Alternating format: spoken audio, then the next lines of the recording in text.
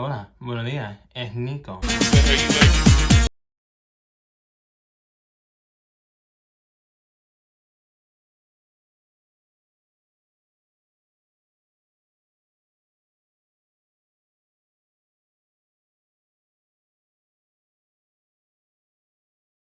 Not really a joke because it's really true, but like sometimes if I think a guy's cute, I'll text a picture of him to my friends and be like, is he cute or is he white? And that seems funny, but I think honestly, I know that I have internalized white supremacy and internalized racism towards myself and people with my skin tone. So if I'm dating a black guy, he has to be like fucking hot. But like if he's a white guy, I'm like, that it works on him. And I just am generally more accepting of less attractive white men to date me versus like people of color. They have to be like model hot, right?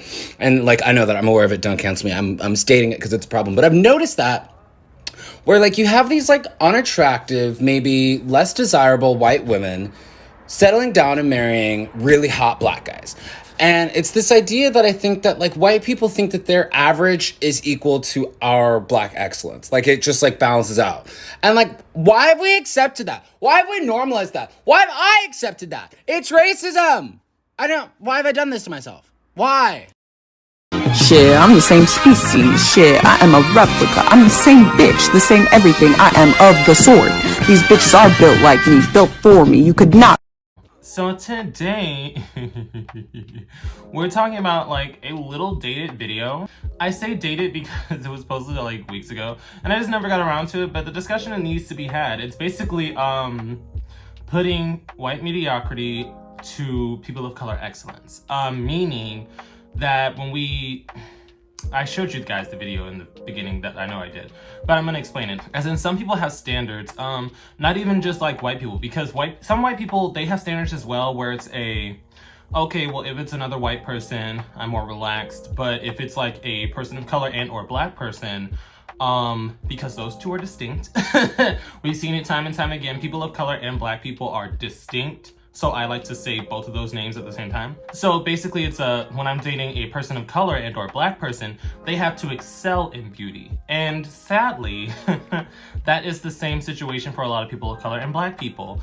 Not even in a way of, okay, well, if I'm dating another person of color or a black person, I can accept average, mediocrity. But if I'm dating a white person, they have to excel. A lot of people have the exact same criteria as white people, as in, if it's an average white person, I can do that. Like, I can make it work. If it's a black person or a person of color, especially if they have darker skin, they have to be model status.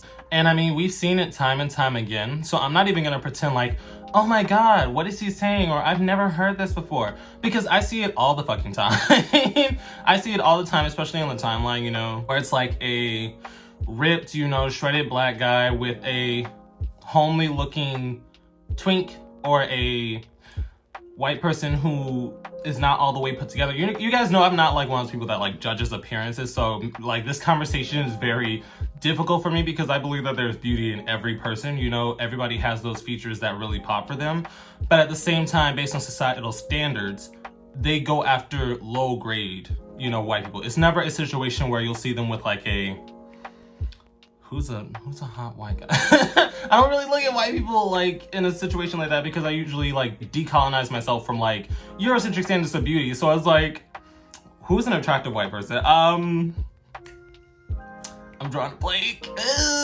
Brad Pitt. Like, you never see them with like a Brad Pitt or a Darren Criss. I know Darren Criss is also part Filipino, but that's what I'm saying. Like, you never see them with an above average white person and or white passing person of color. You always see them with like the standard, I can see them across the street kind of person. So it's very interesting that he said it this way, and that he has to text his friends, is this person attractive or is he white? And I'm gonna play devil's advocate. Sometimes I have to ask myself too when I see people on social media, not white people, of course, because like I desensitize myself, but social media, especially with gay social media, they elevate light-skinned people. They really do. And I understand, colorism is real in the gay community, and I'm tired of like the light-skinned people on my timeline going, oh my God, that's not real, that doesn't exist. As someone who is a caramel brown on the like lighter brown spectrum, I acknowledge colorism is real. I have darker skinned like siblings. I have a dark skinned father. So even in my youth, I was darker skinned because I was always walking around in the sun. So it's like, I understand colorism is real. I don't understand why people always go, oh, it's not real. Oh, I was picked on for having light skin and good hair. The term good hair, I'm gonna get on that eventually. That term pisses me off. But it's like, they always say shit like that. So I'm just like, I don't tolerate it. Point is, light-skinned people are always elevated in the gay community. Meaning, whenever I see someone being blown up on the timeline, I always have to sit back and ask myself, is this person attractive or are they light-skinned with a beard? Hear me out. Hear me out. You will see on the timeline a lot of light-skinned people that are being elevated strictly because they are a light-skinned man with either abs or like muscles and a beard.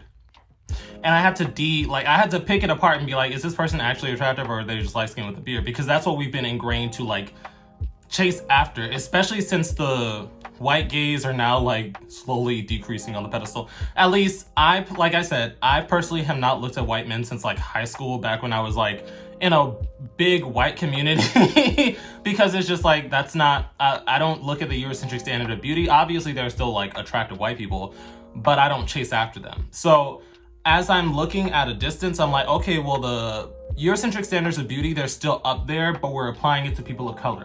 So white people in itself, they're like slowly ticking down on like, at least my timeline. Not a lot of people are chasing after white people. Obviously there are still white people on Twitter that like post a average subpar picture and get like 10K likes. But normally you see more like mixed race or light-skinned, racially ambiguous people that are being uplifted in the community.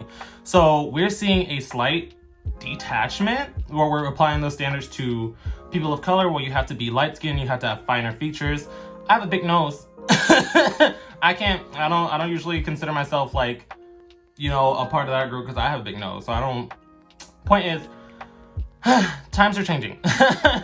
But sadly, we're still holding these old archaic standards that were pushed on us by racism and, you know, as our peaks of beauty. And it doesn't really,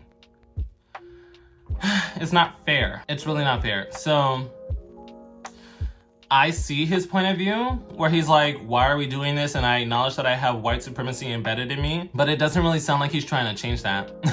It sounds like he's accepted that and he's like discussing it. I'm glad he brought it up because it is a discussion that should be had, but I'm not a part of the we, like, why have we accepted that? I don't really, like, that's my thing. White people also expect this, as in their average is equal to our black excellence. So let's say, I think I've told you guys, when I was on Grindr and I wouldn't reply to white people, they would get heavily offended of, oh, you should be honored that I'm trying to speak to you, and oh, you're just an ugly back bitch, and blah, blah, blah, blah, blah, blah, blah, blah. You know, like, they'll get racial with it because they think that their average is equal to any form of like black and or brown person that they want because they think that they're superior. I personally, like I said, I personally don't think I'm that great, but if somebody comes to my looks, I instantly recognize my worth. So it's just I'm not gonna chase after subpar white men like most of the people on the timeline just to find like social acceptance. It's really not for me because it's just like, I know I can do better. It's like, I usually don't like talk to white men like that just because of like the racial microaggressions that come with it. But I also understand in certain situations I can do better. I've been told, like, when I date, I usually date like alternative people, like skaters, grunge, stuff like that, just because I like danger. I understand that doesn't really speak on their danger level, but I just like the image of it. So my friends are always like, you can do better and blah, blah, blah, blah, blah. I personally don't think of it that way. But when it's like a white person demanding my attention, I instantly go, I don't have to tolerate white mediocrity just because I'm black. That's not something that I'm going to put myself through. So yeah. What are you guys' thoughts on this? Because I see a lot of people on the timeline, I'm not gonna name them because I'm not rude, but I see a lot of people on the timeline chasing after mediocre white men, or they're dating mediocre white men based on societal standards, and they think that they're better because they still have a white boyfriend, when in reality it's like, you could do better if you weren't so ingrained in the Eurocentric standards of beauty, you know? So what do you guys think? Drop your opinion down below if you've ever seen something like this, because it's very prevalent, especially in the straight community where you see like black men with subpar white women.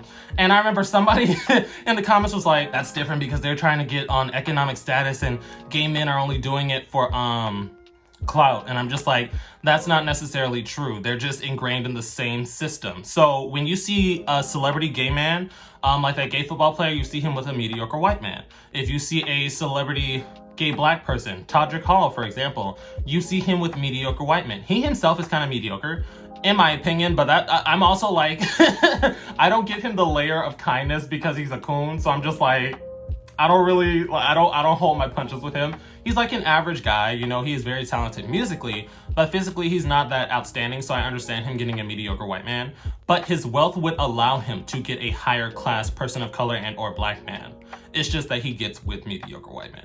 But yeah, tell me your opinions. It's the same exact thing. Gay black men with mediocre white gays and black men with mediocre white women all do it for status elevation because they think that being seen with a white person, whether they are mediocre and or above average, is a sign of wealth and class.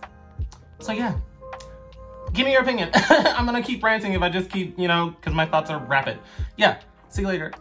And once again, a quick thank you to all my patrons on Patreon and a quick shout out to my third eye tier patrons. Your support means everything to me and helps me do this a lot more smoothly. I will also be listing this week's live stream topic in case anybody wants to join in on the fun. I will see you guys there.